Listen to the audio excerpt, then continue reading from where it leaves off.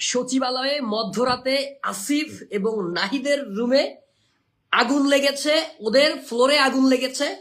এখন এই আগুন স্বয়ংক্রিয়ভাবে লেগেছে নাকি আগুন লাগানো হয়েছে তার বেশ কিছু প্রমাণ আমার কাছে আছে, আমি আপনাদেরকে দেখাবো। শুরুতে দেখাই হচ্ছে এই যে ছবিটা দেখতে পাচ্ছেন, এটা হচ্ছে আসিফ এবং নাহিদের যে ফ্লোর আছে, এই যে দুইটা ছবি, এই ছবি দুইটা হচ্ছে আসিফ এবং নাহিদের ফ্লোরের ছবি, অর্থাৎ ওইখান থেকে ওদের রুমের ভেতরে ঢুকতে হয়, সেই ফ্লোরের ছবি এটা। এবং যেই ভিডিওটা আছে, আপনাদেরকে যে ভিডিওটা আমি দেখানোর চেষ্টা করব, এই ভিডিও থেকে প্রমাণ হয়ে যায় যে এই আগুন উদ্দেশ্যকৃতভাবে, ইচ্ছাকৃতভাবে এই আগুন দেওয়া হয়েছে। সাধারণত যখন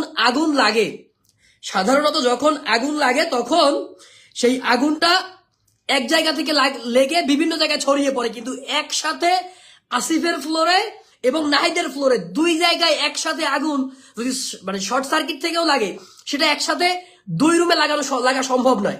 আপনাদেরকে একটু আমি দেখাই।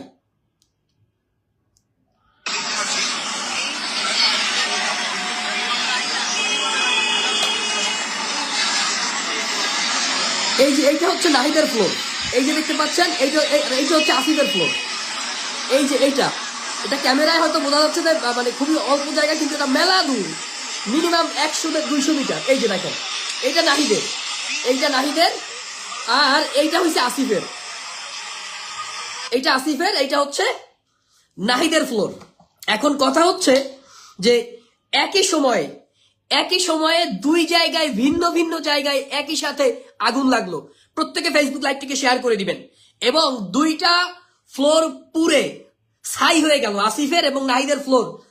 সরকারে তো উপদেষ্টা অনেক আছে, কিন্তু এই তরুণ প্রতিনিধি যে দুইজন আছে, বিশেষ করে আসিফ এবং নাহিদ, এরাই টার্গেটের শিকার। কারণ এই আসিফ নাহিদ হচ্ছে 24-এর অভ্যুত্থানের মহানায়ক, 24-এর অভ্যুত্থানের হিরো হচ্ছে আসিফ এবং নাহিদ, যার কারণে এই আসিফ এবং এই নাহিদকে বারবার টার্গেট করা হয়। দেখেন এই যে ছবি দেখছেন, এইটা হচ্ছে আসিফ এবং নাহিদের ফ্লোরের অবস্থা। এই হচ্ছে আসিফ এবং নাহিদের ফ্লোরের বর্তমান কন্ডিশন। আর আগুনের ব্যাখ্যাটা তো আপনাদেরকে দিলামই। দেখেন, এই হচ্ছে আসিফের আর এই হচ্ছে নাহিদের। কোনোভাবেই যে এত বড় একটা অফিসে, এত বড় একটা সচিবালয়, মানে কয়েক বিঘা জায়গা নিয়ে যে সচিবালয়টা অবস্থিত, সেই সচিবালয়ে একসাথে আসিফের রুমে এবং নাহিদের রুমে আগুন লাগছে, অন্য কোথাও সেই সচিবালয়ে আগুন লাগে নাই। তার মানে হচ্ছে কি বুঝেন তো, এই আগুন কোত্থেকে আসছে। এবং এই আগুন লেগে হচ্ছে আপনার ক্লিয়ার ডাটাবেজ, একটা বিল্ডিং এর এই দুই এক্সট্রিম দিকে আগুন, একটা এফআইডি এর রুম আর একটা হচ্ছে এলজি এর রুম। হ্যাঁ, এফআইডি হচ্ছে আপনার ওই আসিফের নাহিদের যেটা, আর এলজি হচ্ছে আপনার আসিফের যেটা। হ্যাঁ, তো আগুন এবং স্পষ্ট সমস্ত ডাটাবেজ গুলো পুড়ে গেছে। আপনারা ক্যামেরায় কতটুকু বুঝতেছেন ভিডিওতে, যেটা খুবই দূরে, খুবই অনেকটা দূরে, ক্যামেরায় তো দূর বোঝা যাচ্ছে না, মেলা দূরে আগুনটা লাগছে। দুইটা আগুন দুই জায়গায় লাগছে এবং আসিফ এবং নাহিদের অফিস পুরে ছাই হয়ে গেছে। দেখুন, নাহিদ হচ্ছে এই অভ্যুত্থানের মহানায়ক, বা এই অভ্যুত্থানের সবচেয়ে বড় হিরো হচ্ছে নাহিদ এবং আসিফ, যারা উপদেষ্টা মন্ডলীতে আছে। এবং এই অভ্যুত্থানকে ব্যর্থ করে দেওয়ার জন্য, এই সরকারকে ব্যর্থ করতে পারলে, যদি আসিফ এবং নাহিদকে ব্যর্থ করে যায়, সরকার ব্যর্থ হবে, অভ্যুত্থান ব্যর্থ হবে। আবারও ফ্যাসিবাদী দোসর আওয়ামী যারা আছে তারা ব্যাক করতে পারবে। আমি সরকারের একটু সমালোচনা করি, একটু আসিফ নাহিদদের সমালোচনা করি। আসিফ নাহিদরা এখন পর্যন্ত এই যে সচিবালয় আছে, এদের প্রথম ভুলটা কোথায় জানেন? আসিফ নাহিদদের প্রথম ভুলটা কোথায় জানেন? এই সরকারের প্রথম ভুলটা, গণ অভ্যুত্থানের সরকারের, এরা 5ই আগস্ট হাসিনার পতনের পরে 8ই আগস্ট যখন হচ্ছে শপথ নিল, এই শপথটা এরা যেই শহীদ মিনার থেকে এক দফার ঘোষণা হলো, ফ্যাসিবাদী ব্যবস্থার বিলোপ, ফ্যাসিস্ট হাসিনার পতন, সেই শহীদ মিনারে শপথ না নিয়ে এরা গিয়ে এই ফ্যাসিস্ট যে হাসিনা আছে, হাসিনার দোসর, হাসিনার বসাই দেওয়া যে রাষ্ট্রপতি, সেই রাষ্ট্রপতির অধীনে গিয়ে বঙ্গভবনে গিয়ে শপথ নিয়ে এই সরকার জীবনের সবচেয়ে বড় ভুলটা করছে। যার পরিণতিতে এই সরকারকে, যেহেতু এই সংবিধান মাইনে শপথ নিছে, এই সংবিধানের অধীনে এই যে কোর্ট চলে, সচিবালয় চলে, অমুক চলে, তমুক চলে, বিচারালয় চলে, সবকিছু মাইনে তাদেরকে এখন ফাংশন করা লাগতেছে। যদি শহীদ মিনারে গিয়ে জনতার উদ্দেশ্যে জনতার সামনে দাঁড়িয়ে জনতাকে লক্ষ্য করে শপথটা নিত, তাহলে এই যে এখন এই যে সচিবালয় যে আওয়ামী লীগের দোসর, আওয়ামী লীগের লোকজন যারা আছে, এই যে আপনার সচিব আছে, উপসচিব আছে, অমুক ক্যাডার তমুক ক্যাডার, এই যে যা কিছু আছে, এইগুলাকে আর ফেস করা লাগতো না। যদি আসিফ নাহিদ সেই 8 তারিখে ভুল করে ওই বঙ্গভবনে গিয়ে শপথ না নিয়ে যদি জনতার সামনে শহীদ মিনারে গিয়ে শপথ নিত, আজকের আগুন দেখা লাগতো না, আজকের এই আগুন চোখে দেখা লাগতো না, আজকে আওয়ামী লীগের দোসরদের বিচার করতে এত এত আমলাতান্ত্রিক জটিলতা ফেস করা লাগতো না। ওরা সবচেয়ে বড় ভুল করেছে ওই শহীদ মিনারে গিয়ে শপথ না নিয়ে বঙ্গভবনে গিয়ে এই চুপ্পুর কাছ থেকে শপথ নিয়ে, যার যার যার খেসারত ওদেরকে আজীবন দেওয়া লাগবে, এমনও হইতে পারে ওদের আমাদের প্রত্যেকের জীবন দিয়া হইলেও এর খেসারত দেওয়া লাগতে পারে। আপনাকে আমাকে আমাদের জীবন দিয়া এই খেসারত দেওয়া লাগবে। প্রত্যেকে ফেসবুক লাইভটিকে শেয়ার করে দিবেন, সকলে ফেসবুক লাইভটিকে শেয়ার করে দিবেন, কারণ আমরা যে বিষয়টি নিয়ে কথা বলছি অত্যন্ত সেন্সিটিভ একটা বিষয়।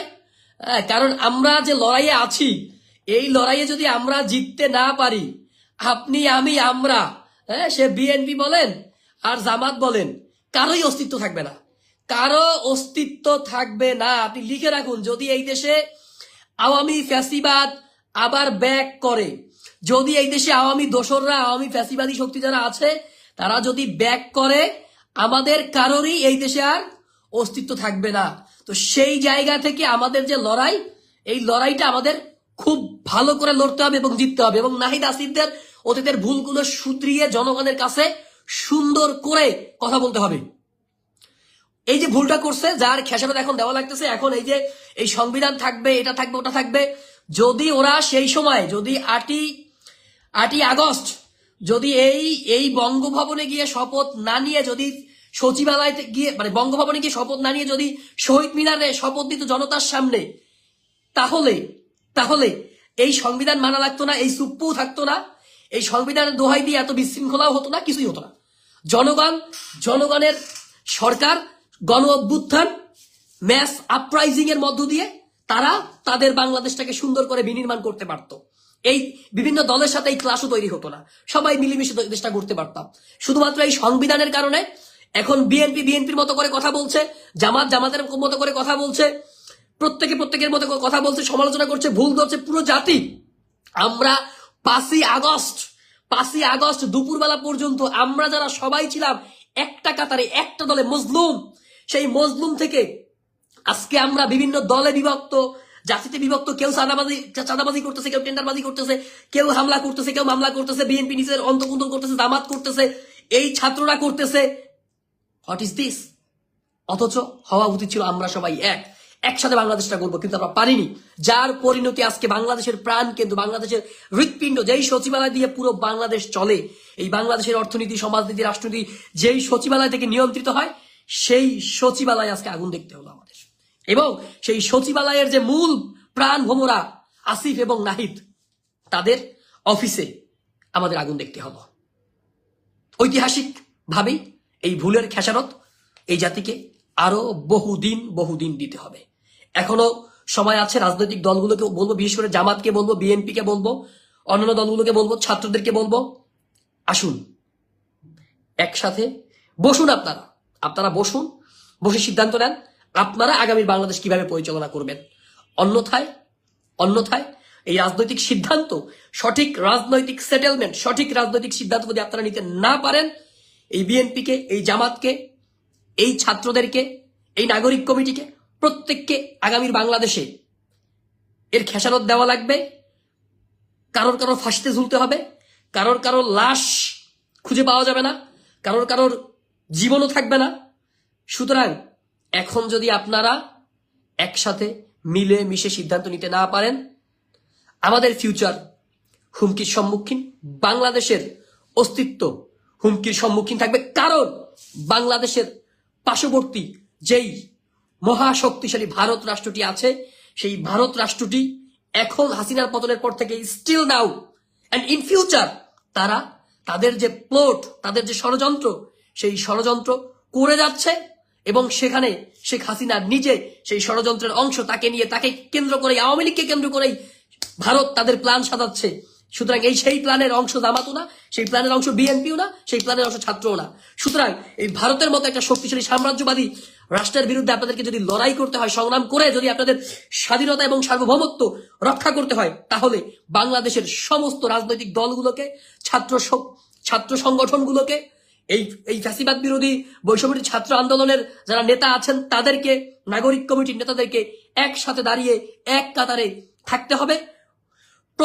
প্রতিযোগিতা করবেন না, আপনারা রাজনীতির মাঠে প্রতিযোগিতা করবেন, প্রতিদ্বন্দ্বিতা করবেন না, প্রতিযোগিতা করবেন, প্রতিহিংসা করবেন না, মারামারি কাটাকাটি করবেন না, প্রতিযোগিতা করেন না। ক্লাসে ফার্স্ট হওয়ার জন্য তো ছাত্ররা প্রতিযোগিতা করে, সেকেন্ড হওয়ার জন্য প্রতিযোগিতা করে। সেই ধরনের প্রতিযোগিতা যদি না করতে পারেন, our future will be in danger. সুতরাং সেই ধরনের ব্যবস্থা নিন। Please, please be united and we will be fight. Thank you.